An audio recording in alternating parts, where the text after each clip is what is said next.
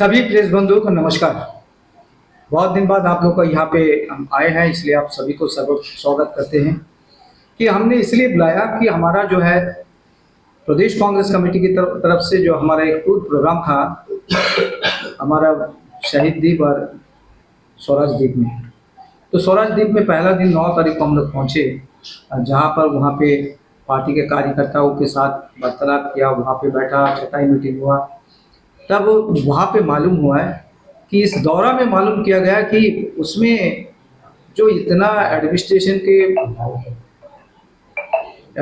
को मैं ये बताना चाहता हूँ कि इतना सारा प्रॉब्लम वहाँ पे आज यहाँ खड़ा हुआ है, जो अभी आपको बताया क्या बताऊँ कि इतना प्रॉब्लम है लोगों का जो अभी तक उसको देखा ही नहीं। जबकि वहाँ पे हमारे बीजेपी के दो प्रधान है वहाँ पे, 2 पंचायत।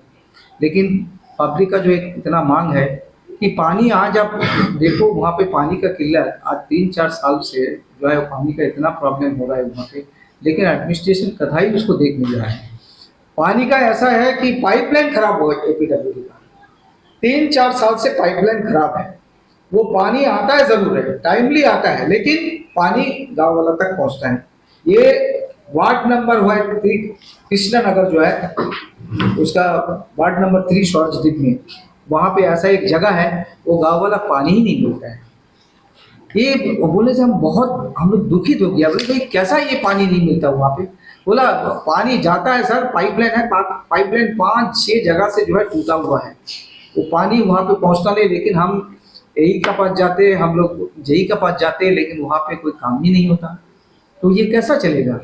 मैं एडमिनिस्ट्रेशन से, मैं चीफ इंजीनियर साहब से मैं अनुरोध करता हूँ, ई साहब से अनुरोध करता हूँ कि देखिए अब हम लोग एक टूरिज्म प्लेस है जहाँ पे आप बड़ा जो वहाँ पे कंपनी है जिसका होटल है, सब कुछ है, उस लोग कैसा भी मैनेज कर लेता है, लेकिन गरीब आदमी जो बसता है गाँव में उसके ऊपर में तो आप लोग ध्यान देना है। आप उसके ऊपर ध्यान नहीं देते और वो बेचारा उस लोग सफर करता है पीने का पानी के लिए। पीने का पानी तो जरूरत है आदमी की जिंदगी जीने के लिए, अब वही नहीं मिल रहा है वहाँ पे, तो उसके ऊपर में तो एडमिनिस्ट्रेशन जरूर उसको ध्यान देना है। ये पहला बात है। दूसरी बात है रोड। एक जगह है कृष्णनगर वार्ड नंबर 3, उसमें एक इंग्लिश मीडियम है, स्कूल है, और सबसे बेस्ट स्कूल है हम लोग के अंदर में, स्वराजद्वीप के अंदर में। रास्ता नहीं है आने का। ये एक बहुत बड़ा गांव वाला 180 से 200 लोग जो है वहाँ पे परिवार है। अब वो 200 परिवार का जो क्या हाल है, वहाँ पे रास्ता बोलने से बस उसके अंदर नहीं जाता है, गाड़ी उसका जाता नहीं, किराया गाड़ी नहीं जाता है, कोई एक 2 व्हीलर जाता नहीं है, लोग पैदल चलना पड़ता है। कोई वहाँ पे जो बुजुर्ग है, वहाँ पे जो बुजुर्ग है उसको अगर मेडिकल का आना होता तो वो आ नहीं पाते हैं। ऐसा परिस्थिति, कोई बीमार हो गया तो क्या करेंगे उसको, ऐसे ही मरना है। आज ये 5-10 साल से जो ऐसा परिस्थिति है, अभी तो 5 साल से तो कुछ भी हो नहीं रहा है। रास्ता का नाम से जब इलेक्शन आया था सुना कि भाई एमपी इलेक्शन आया तो उस टाइम बीजेपी का कुछ कार्यकर्ता लेके डंपिंग किया, कोई मटेरियल डंपिंग किया कि भाई काम अभी हो रहा है, अभी हो जाएंगे, कुछ दिन के अंदर में हो जाएगा, आप लोग वोट दे दो। अब वोट का हो गया, वोटिंग भी हो गया, एमपी साहब भी जीत गया, बस उसके बाद वो मटेरियल को जो है वहां से कैरी करके दूसरा जगह में लेके चले गए। ऐसा परिस्थिति अगर देश के अंदर में, हमारा द्वीप के अंदर में होगा तो कैसा चलेगा।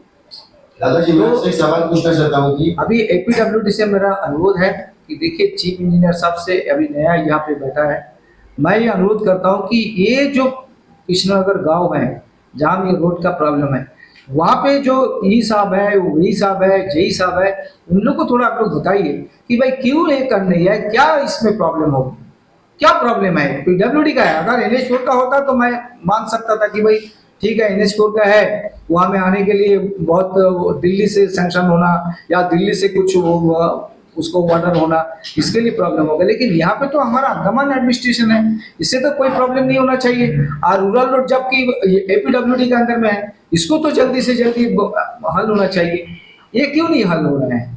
सारे के सारा कृष्णनगर वार्ड जितना रूरल रोड हम लोग के अंदर में है, ये हम लोग के अंदर में जितना रूरल रोड है सभी बोले से बहुत ही खराब परिस्थिति में चल रहा है। इसलिए एडमिनिस्ट्रेशन से मेरा ये निवेदन है कि इमीडिएट इसको ऊपर में एक्शन में आए, और अन्यथा अगर आप नहीं आएगा, अगर इसको हम लोग 10 या 15 दिन के अंदर में हम लोग नहीं देख पाएगा कि यहाँ भाई कोई एक्शन में नहीं आया, तो इसके बाद आप समझो कि फिर हमारा क्या करना है। हम लोग जो डेमोक्रेटिक वे में जो करना है वो हम लोग जरूर करेंगे। साथ ही साथ और एक वहाँ पे, अब ये टूरिज्म प्लेस है, मानता हूँ टूरिज्म प्लेस है, लेकिन टूरिज्म प्लेस है ये नहीं है कि भाई हमारा जो वहाँ पे गरीब लोग रहता है, वहाँ पे सेटलमेंट परिवार जो रहता है, जो लोग वहाँ पे आज से 50 साल पहले भी वो वहाँ पे बैठा हुआ है, वो सारा लोग जो सेटलमेंट एरिया जो सेटलर हैं, उन लोगों को क्यों बल्ली बम्बू पत्ती ये सब नहीं मिलेगा। अभी वहाँ पे जो फॉरेस्ट डिपार्टमेंट है उसको जो है बल्ली काटने नहीं, यार वहाँ पे घर का उसको रिपेयर नहीं करना, उसको उस लोग घर नहीं बनाएंगे, उस लोग कुछ भी नहीं करेंगे, इसलिए बल्ली का परमिशन नहीं देगा, उसका बम्बू का परमिशन नहीं देगा, उसको पत्ती का परमिशन नहीं देगा, तो उसको तो मिलना चाहिए ना। ये हमारा अनुरोध है फॉरेस्ट डिपार्टमेंट से कि आप वो एरिया को पर्टिकुलर में क्यों आप बंद किया है। आप तो बाकी एरिया जैसा हमारा रंगत चले जाइए, मिडिल अंडमान चाहिए, नॉर्थ अंडमान चले जाइए, दिगलीपुर चले जाइए, कहीं से भी आपको अभी भी बल्ली बम्बू पत्ती का जो परमिशन मिलता है, पोस्ट का परमिशन मिलता है। ये क्या कौन सा जगह आ गया कि भाई जहाँ में आपको नहीं मिलेगा। तो जितना सेटलमेंट एरिया में है, क्योंकि ये हम मानता है कि ये टूरिज्म इलाका है, टूरिज्म इलाका होने से बाकी गरीब लोग क्या करेंगे, उसके लिए तो मुहैया करना ना, ये एडमिनिस्ट्रेशन का काम है। तो हमारा ये निवेदन है कि ये जल्दी से जल्दी हमारा लोगों को मिलना चाहिए। राइट सर, आज हमारे फूड बैंक में मेडिकल की समस्या, जैसे कि आपने आप लोग का जो समस्या बताया, उसी प्रकार का आज हमारे फूड बैंक सभी जगह जो मेडिकल का समस्या फैलती है। अब हमारा सवाल ये है कि हमारा डिस्ट्रिक्ट हॉस्पिटल कई दिनों से जो है बन रहा है, आज तक भी बन रहा है, इसके बारे में आप जनता को क्या बताना?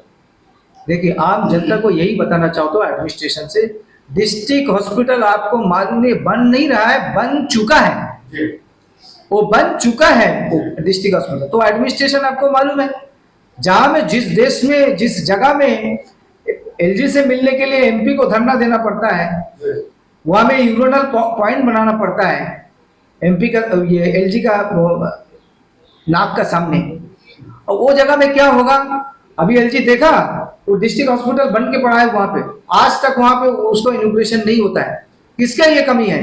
ये एमपी को ये मालूम नहीं है कि डिस्ट्रिक्ट हॉस्पिटल वहां में बना है, तो क्यों नहीं कर रहा है एमपी? एमपी क्या चीज के लिए बना है? ये नाटकबाजी करने के लिए। एक एमपी यहाँ पे नाटक ऐसा कर रहा है, बीजेपी को लेता है, तो जितना भी पीआरआई है वो सबको बुलाता है, सब लेके काम करता है, यहाँ में धरना देता है। क्या चीज के लिए धरना होगा? क्या आपका पार्टी नहीं है? आपका मिनिस्टर नहीं है? आपका होम मिनिस्टर नहीं है? आपका सब कुछ है, आपका एक चपरासी से लेकर प्राइम मिनिस्टर तक आपका है। आप किसके ऊपर में धरना देने जाता है? आप दिल्ली जाके आप इसको सेटलमेंट करो। क्यों अनाथा जो आदमी लोग है यहाँ पे पीआरआई का है, उसको बुला के आप रोड में आप निकालते हो? क्या चीज के लिए? क्या प्रॉब्लम है? ये आदमी को धोखाबाजी देने का जो आप लोग का जो ये जो चालाकी है, साजिश ना, ये बंद रखो, ये बंद करो, क्योंकि ये अब नहीं चलने वाला है। ये दोनों सब मिला हुआ है, एलजी भी मिला हुआ है, एमपी भी मिला हुआ है। ये सब दिल्ली में मिलते हैं, यहाँ में नहीं मिलते हैं। यहाँ में क्या है भाई, हम एलजी का अगेंस्ट में जो है हम धरना देता है। क्या क्या चीज का धरना होना चाहिए। और एक सवाल सर, जैसे कि अभी आप लोग हम लोग सभी जानते हैं कि अंडमान में जो हमारा युवा बिना नौकरी का जितने परिस्थिति है, ड्रग्स वगैरह से जो कोई एंटरटेनमेंट नहीं है अंडमान निकोबार में हमारा युवा के लिए, जब ऐसे स्थिति में अभी जो आईटीएफ ग्राउंड में जो 365 सीट थी अंडमान कमांड का, वो सीट को जो है बाहर से 62,000 बच्चे जो एग्जाम लिखे गए, इसके बारे में क्या बोलना चाहते हैं? देखिए, इसके बारे में क्या बोलूं, इसके पहले आपने सुना कांग्रेस का आंदोलन, सुना हर जगह में हमने आंदोलन किया, 3,000 साढ़े 3,000 बच्चे लोग को मिला। उसके बाद आया ना, हम लोग भी देखो, हम किसके लिए लड़ते? हमारे बच्चों के लिए लड़ते। हम रिजर्वेशन चाहता है कि अभी ये जो जितने भी है अंडमान का, जब अंडमान का बच्चों को चाहिए, ये हम बाहर का बच्चों के लिए नहीं है। लेकिन एमपी साहब कह दे, उसका सारा यहाँ पे तंत्र है, वहां पे उसका मिनिस्ट्री है, वहां पे प्राइम मिनिस्टर है, सभी है, एक छुट्टी में बोले अगर एक तुर्की में ये सॉल्व हो जाएगा, लेकिन इस लोग करेगा नहीं। आज 362 पोस्ट के लिए अगर 61,000 अगर बच्चे आता है, ये जिम्मेदार किसके हैं? ये बीजेपी सरकार का है, ये बीजेपी का एडमिनिस्ट्रेशन का है। इसको उनको जवाब देना होगा। ये अंडमान का बच्चों को जो आज भविष्य जो है अंधकार में है ना, ये सिर्फ और सिर्फ ये जो बीजेपी के लिए है। क्यों आने दिया? वो एक ही बात कर सकता, 362 पोस्ट के लिए अगर आप सोचता है 61,000, आप बोले से ये शर्म का बात है कि देश का क्या परिस्थिति है। कहां गए मोदी साहब, वो जिन्होंने कहा कि हर साल में जो है 2 करोड़ नौकरी देगा। अगर 2 करोड़ नौकरी हर साल में देता तो ये परिस्थिति देश में आता कभी? ना अंडमान में आता, ना कोई देश में आता। ये सब झूठा जुमला है। इस जुमला का पीछे आज सब भागता है। आज देश का बहुत डामाडोल परिस्थिति है। ये दिन भी हम लोग को देखना पड़ता है। क्या करेंगे हम लोग? अभी तो नहीं समझते इस लोग। हमारे बच्चे भी समझना ना, हमारा लोग भी समझना ना कि ये मोदी का जुमला है। ये जुमला में हम क्यों जाए, हम क्यों फंसे, हम क्यों वोट दे? ये दे दे के आज परिस्थिति और भी गंभीर होगा। आने वाला समय में और भी दुनिया देखेगा, पूरा देश देखेगा, पूरा समाज देखेगा, पूरा लोग देखेगा, ऐसा परिस्थिति होगा। लेकिन करे तो करेगा। इसलिए हम चेतावनी देता है मोदी साहब को, मोदी एडमिनिस्ट्रेशन को, ऐसा आप ना करें। ऐसा करने से एक दिन ऐसा आएगा कि आप लोग को यहाँ में जीना मुश्किल हो जाएगा। बीजेपी अगर जो बोलेंगे उसका ही जीना मुश्किल हो जाएगा। ऐसा दिन आता है कि आज परिस्थिति ऐसा धीरे धीरे अंडमान में ऐसा हो रहा है। तो इसमें बढ़िया स्कूल है, वो स्कूल में जो है बच्चे लोग आने के लिए बहुत बड़ा प्रॉब्लम हो गया, क्योंकि रास्ता ही नहीं है। आप जाके देखेंगे कि रास्ता आपको ढूंढना पड़ेगा कि भाई रास्ता कहाँ है। स्कूल बढ़िया है लेकिन रास्ता नहीं है आने का। ये एक बहुत बड़ा गांव वाला 180 से 200 लोग जो है वहाँ पे परिवार है। अब वो 200 परिवार का जो क्या हाल है, वहाँ पे रास्ता बोलने से बस उसके अंदर नहीं जाता है, गाड़ी उसका जाता नहीं, किराया गाड़ी नहीं जाता है, कोई एक 2 व्हीलर जाता नहीं है, लोग पैदल चलना पड़ता है। कोई वहाँ पे जो बुजुर्ग है, वहाँ पे जो बुजुर्ग है उसको अगर मेडिकल का आना होता तो वो आ नहीं पाते हैं। ऐसा परिस्थिति, कोई बीमार हो गया तो क्या करेंगे उसको, ऐसे ही मरना है। आज ये 5-10 साल से जो ऐसा परिस्थिति है, अभी तो 5 साल से तो कुछ भी हो नहीं रहा है। रास्ता का नाम से जब इलेक्शन आया था सुना कि भाई एमपी इलेक्शन आया तो उस टाइम बीजेपी का कुछ कार्यकर्ता लेके डंपिंग किया, कोई मटेरियल डंपिंग किया कि भाई काम अभी हो रहा है, अभी हो जाएंगे, कुछ दिन के अंदर में हो जाएगा, आप लोग वोट दे दो। अब वोट का हो गया, वोटिंग भी हो गया, एमपी साहब भी जीत गया, बस उसके बाद वो मटेरियल को जो है वहां से कैरी करके दूसरा जगह में लेके चले गए। ऐसा परिस्थिति अगर देश के अंदर में, हमारा द्वीप के अंदर में होगा तो कैसा चलेगा? सबका नमस्कार। आज हैवलॉक और नील का दौरान करके हम लोग आया है। हम लोग इधर से जो देखता है हैवलॉक में टूरिस्ट जा रहा है, बहुत बढ़िया तरक्की हो रहा है। टूरिज्म एक बहुत बड़ा इम्पोर्टेंट अंग है एम्प्लॉयमेंट का। आप लोगों को सबका मालूम है, जितना भी टूरिस्ट अंडमान में आता है 90% हैवलॉक और नील में जाता है। इसमें कोई किसी को डाउट नहीं होना चाहिए। लेकिन उन लोगों के लिए क्या दिखाएगा? हैवलॉक में 10-12 घंटा का इलेक्ट्रिसिटी कट होती। क्या कारण है? एडमिनिस्ट्रेशन जवाब नहीं दे सकता है। सबका घर में, आप कमर्शियल का बात नहीं कर रहा, हम घर का बात कर रहे हैं। किसी का घर में फ्रिज 12 घंटा बंद होते रहेगा, अंदर का माल क्या होगा? बड़ा छोटा छोटा सोच से आप जाना। बहुत बड़ा होटल वाला ठीक है, होटल वाला अपना जनरेटर चलाएगा, अपना इंडिविजुअल सोलर प्लांट डालेगा। पब्लिक क्या करेगा? ये बहुत बड़ा एक समस्या है हैवलॉक आइलैंड में। एडमिनिस्ट्रेशन का बाद जो लार्जेस्ट एम्प्लॉयर है टूरिज्म। टूरिज्म में सब कुछ आता है, लॉन्ड्री से लेके बोट वाला से लेके चिकन सप्लाई, सब इसमें एक हिस्सा है। ऐसा देखने से आप देखिए कितना एम्प्लॉयमेंट मिलता है। लेकिन गवर्नमेंट इन लोगों को वो शब्द हम यूज नहीं करना, ऐसा ट्रीट करता है। सब जब आप बोलता ईज ऑफ डूइंग बिजनेस, आप बोलता टूरिज्म लार्जेस्ट एम्प्लॉयर है। आप हालत जाके देखिए, रोड्स बन गया, मेन रोड सब बन गया, अंदर का रोड सब कुछ नहीं बना। और रोड्स बन गया, अभी गाड़ी का परमिट नहीं दे रहा है। दोनों जगह में आप रुकाने का क्या ये आप बोलते हैं इलेक्ट्रिकल गाड़ी लेके आओ, इलेक्ट्रिकल गाड़ी का चार्जिंग पॉइंट कितना है, वो फ्रीक्वेंसी में वो चार्ज होगा गाड़ी। अब कभी तय किया, कभी आप एक पब्लिक में चार्जिंग पॉइंट डाला, इलेक्ट्रिसिटी 10-12 घंटा आपको नहीं दे रहा है, कैसा चार्ज करेगा। लेकिन आपको इलेक्ट्रिकल गाड़ी जरूर लेना है। देखो पॉलिसी ऐसी बनाता है दिल्ली से, इधर में इंप्लीमेंटेशन इन लोग कर देता है, सफर करता पब्लिक। आप ईज ऑफ डूइंग बिजनेस में इलेक्ट्रिकल गाड़ी आई सही है, इलेक्ट्रिकल गाड़ी अच्छा ही है। इलेक्ट्रिकल गाड़ी को चलाने के लिए क्या सुविधा दे रहा है, नील आइलैंड में गाड़ी का परमिट अभी तक नहीं दे रहा है। देखिए टूरिज्म जैसा बढ़ता है, अभी हाल ही में एक एक्सीडेंट हुआ था नील में, एक बच्चा मरा। क्यों? क्योंकि एक गाड़ी रखे वो 5 टूरिस्ट को घुमा रहा है। भाई इसको एक पॉइंट में ड्रॉप करो, उधर से पिकअप करके एक पॉइंट में ड्रॉप करो, इतना टाइट चला था क्योंकि गाड़ी नहीं। अगर गाड़ी का सप्लाई अच्छा है, ये स्थिति नहीं है। कार्गो गाड़ी नहीं है, जितना भी कार्गो गाड़ी चलता था ट्रांसपोर्ट डिपार्टमेंट सीज कर दिया। परमिट नहीं है, परमिट आदमी नहीं लेने का नहीं है, परमिट आप नहीं देने का है। You are not giving the permit for the vehicles, इसलिए पब्लिक सफर कर रहा है। अभी टूरिज्म बढ़ रहा है। नील आइलैंड में खाली 4 पॉइंट है, एक सनसाइज, एक सनसेट, एक भरतपुर, एक ब्रिज, और नया 2-3 पॉइंट इन लोग आइडेंटिफाई करेगा पब्लिक। जैसा एक जगह है बोटडुबा, वो बोटडुबा जगह बहुत अच्छा एक टूरिज्म स्पॉट है, उसको इन लोग अभी तक खोला नहीं।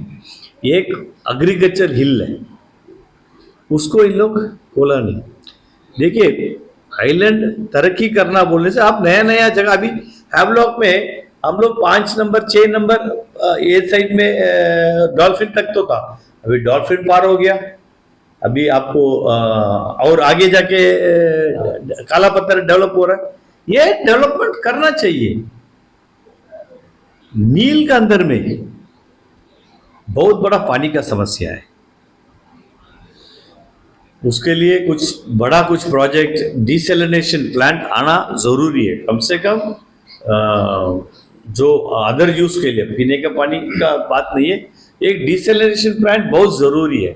सबका मालूम है, सबका मालूम आजकल में, मतलब ये डेवलपमेंट का पीछे पानी, घर में पीने का पानी नहीं मिलेगा। डिसैलिनेशन प्लांट गवर्नमेंट का तरफ से कितना बड़ा एक प्रोजेक्ट है बताइए। छोटा आइलैंड है, 2800 आबादी है और 2800 टूरिस्ट। देखिए 5,000 चिल्लर का आप कितना बड़ा डिसैलिनेशन प्लांट डालना पड़ेगा।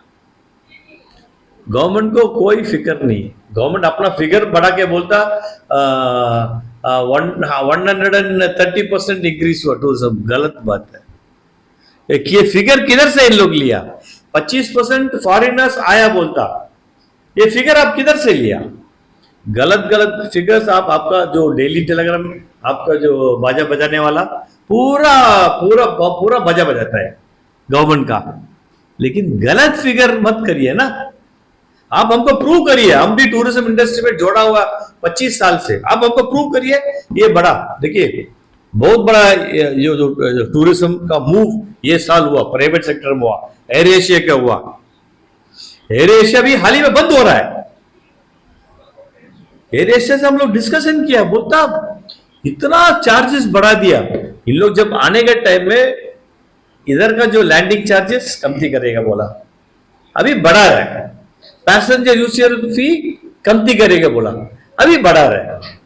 एयरलाइन बोल दिया भाई हम लोग संभाल नहीं सकता। अगर हमारा जो माननीय बड़ा साहब जो राजनिवास में बैठा है, उसको थोड़ा से है मटेरियल, वो एयर एशिया को बंद करने नहीं देगा। क्योंकि एयर एशिया शुरू हुआ, आप लोग सबका मालूम है, एयर एशिया शुरू हुआ, फॉरेनर्स आने लगा, पूरा भी फॉरेनर्स देख रहा है। तो ये एक पॉजिटिव मूव है।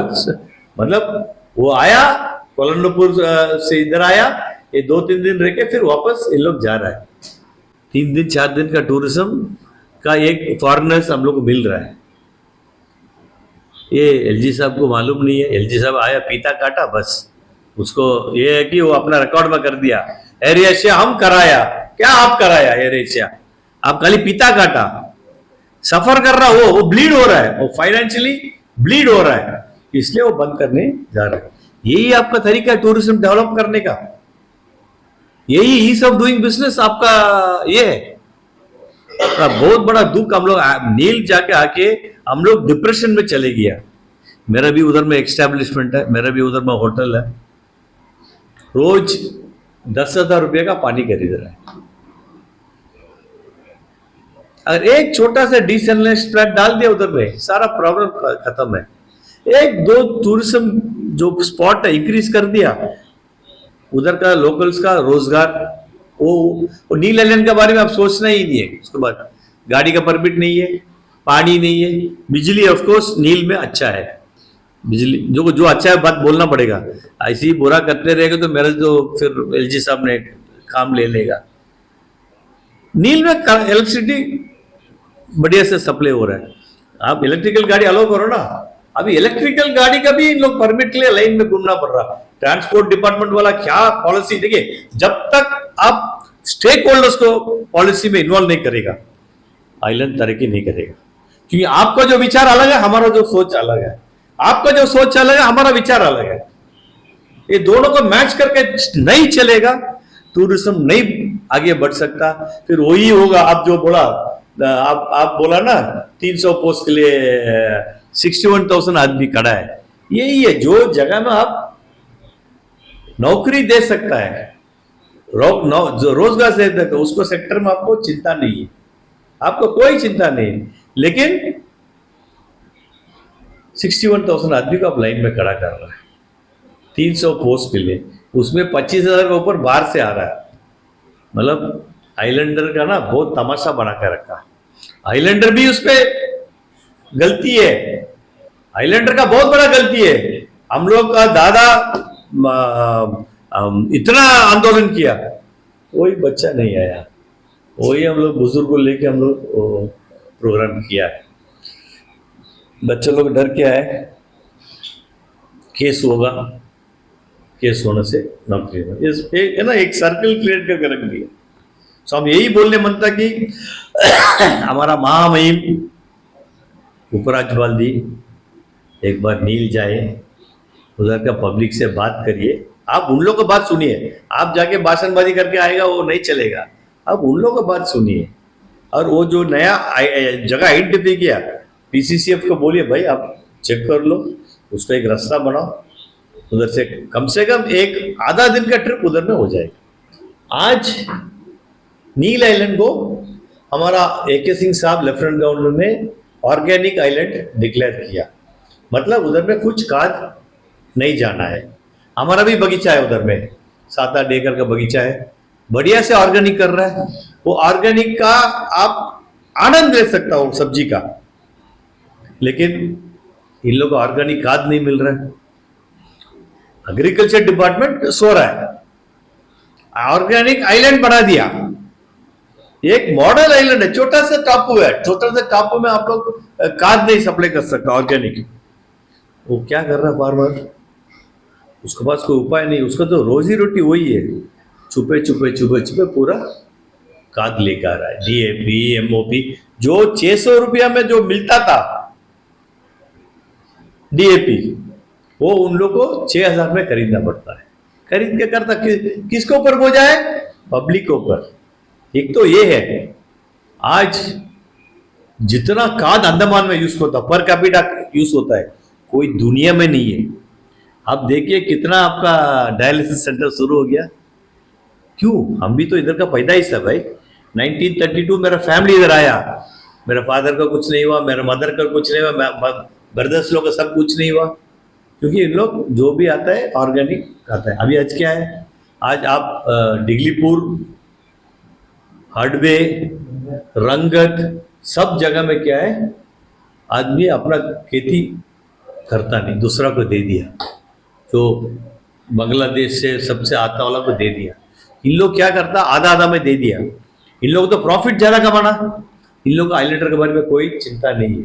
पूरा कार्ड डाल के सब्जी आपको मतलब मेरा जो खेती में 500 किलो मिलता, उसका खेती में 5000 किलो मिलता, वही एरिया के लेके। या प्रूफ से आप आइए, नील में आइए, मेरा बगीचा में जाइए, आप देखिए पूरा हेल्थ को पूरा सत्यानाश कर दिया अंडमान का। क्योंकि जो आधा में लेता उसको लालच है, वो ज्यादा ये कर रहा है।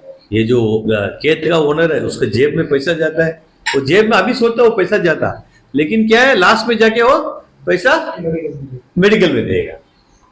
थोड़ा इसमें एडमिनिस्ट्रेशन बहुत ध्यान देना चाहिए, खासकर एग्रीकल्चर डिपार्टमेंट। दादा को हम रिक्वेस्ट करते हैं कि हम लोग दोनों जाके एग्रीकल्चर डिपार्टमेंट इसका सिलसिला बात करें।